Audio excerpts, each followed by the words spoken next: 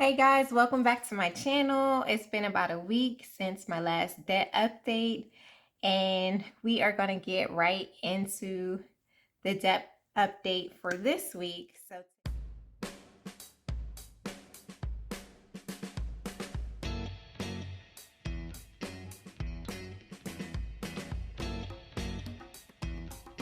So today is June 17th. A little line here. Okay, so here you see my numbers from last week. On the unsubsidized portion of my student loan, I had an $11,803 balance, and the subsidized portion had a $21,459 balance, for a total of $33,262 of student loan debt from last week. Now for this week, the numbers are as follows. For the unsub portion of my student loan, my balance is now $11,456. For the subsidized portion of my loan, my balance remains the same at $21,459. So that gives me a total of $32,915. So yay, that's a win. That is a difference of $347. So that is on par. Just so you know the breakdown, so the interest rate on both of these is 4.625%. It's really consolidated as one loan, but the payments, they separate the payments. So the payment on the unsub, the smaller balance, is $218. The payment on the subsidized is $263. I pay $341 every week for right now. That will end in September. What I've been doing is so my husband has federal loans through the government, and so I've been putting his payment, which is $865 per month, onto my payment, which is supposed to be $503. I think I have been paying a little bit more than the $503 though. And so I've been putting his payment on top of my payment since his loans are in forbearance. And so that's how I've been able to pay extra every week. As you know, federal student loans are going back into repayment August 30th. And so around the September time frame, we'll have to start putting the payment back on his loan. So mine will just go back to the minimum payment. Right now, when I make payments, about 97% of the payment is going to the principal, and then the remaining 3% is going to interest, which is awesome. That's allowing me to pay down the debt quicker. And so I'm extremely happy about this progress. I really am going to focus on knocking this $11,000 out. I don't know how. I don't have a plan for getting it paid off by the end of the year, but somehow, some way, I do want to get it paid off by the end of the year. So I'm going to need to figure that out, and I'll make a video about what I come up with to do that. Next is my credit card. That is still at zero. If you watched my last budgeting video, I did use my credit card this week, but I paid it off immediately. So the balance is still zero.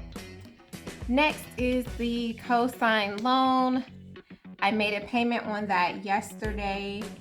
So the balance as of today is $20,424. Now the interest rate on this loan is over 14%.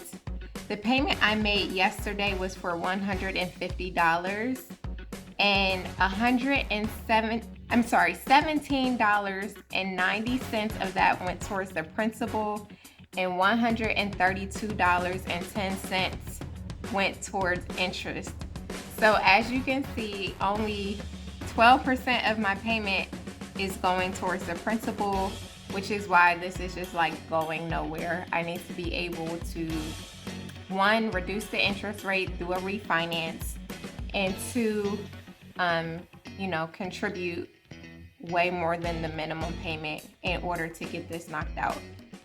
For right now, however, my priority is this first loan. If I can get this paid off by the end of the year, that will free up $218 that I can put on top of what I'm already paying on this loan. So that'll make a nice snowball, and I will focus on getting this knocked out next. Last but not least is my mortgage, and that balance has not changed since last week.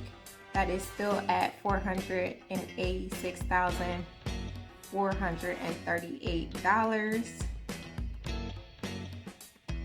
And so my total debt for this week is, we have the $32,915 from my student loans, the $20,424 from the cosign loan, and the $486,438 from my mortgage.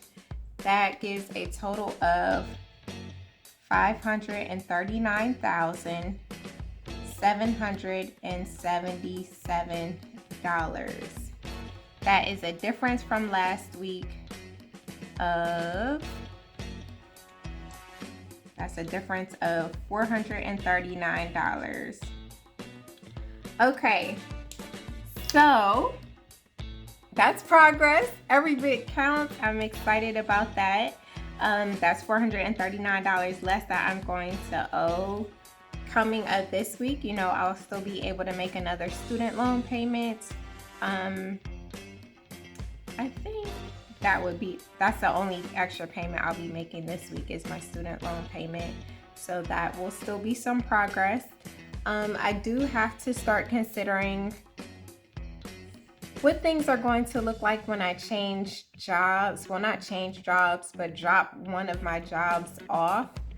I do need to figure out how I'm going to supplement my income. Not only do I want to supplement the income because I'll be taking a pay cut, but also because I want to be able to put extra towards my debt. Now, in the past, I have done several different side hustles. I was a side hustle queen. So I've DoorDashed, I've donated plasma, I've done usertesting.com. This was about, I would say 2 or 3 years ago. Now I've tried to do those things again, and so far nothing is working out for me. So before, when I used to DoorDash, I was able to pretty much do it whenever I wanted to. I would just turn on the app and be able to just go right out. That is not the case anymore. Now it seems like you have to try to schedule, but even with scheduling, there's really not, like in my area, I've seen midnight shifts, and it would be like 1 30-minute midnight shift. So you got to kind of get in there as soon as the shifts are released to get them scheduled, and I don't know what time that is. I'll have to try to look that information up. So I haven't been able to DoorDash. On top of that, as I've said before, my car is very old.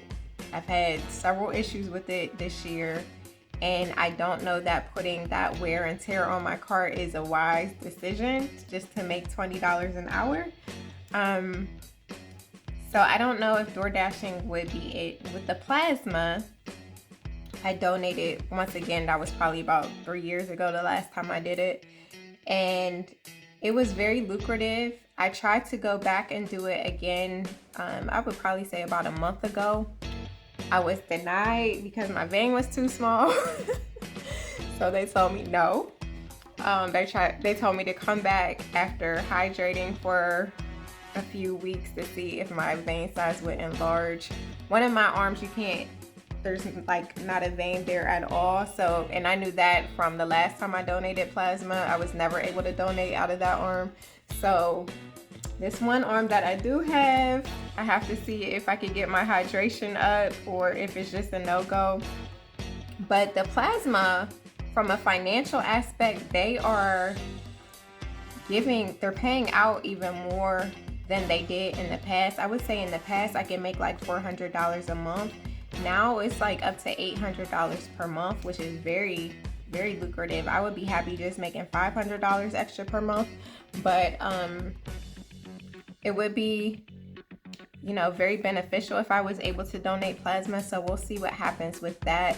I also do have a hang up of like whether, you know, God is okay with people donating plasma or not for money. I do personally know someone who has needed plasma, so I know it is something that is needed, and it's not just like a waste, because there are patients out there that actually need the plasma. But just getting it for money, I don't know. So I kind of don't know if God was just telling me like no for that, or, you know, if I just need to try again.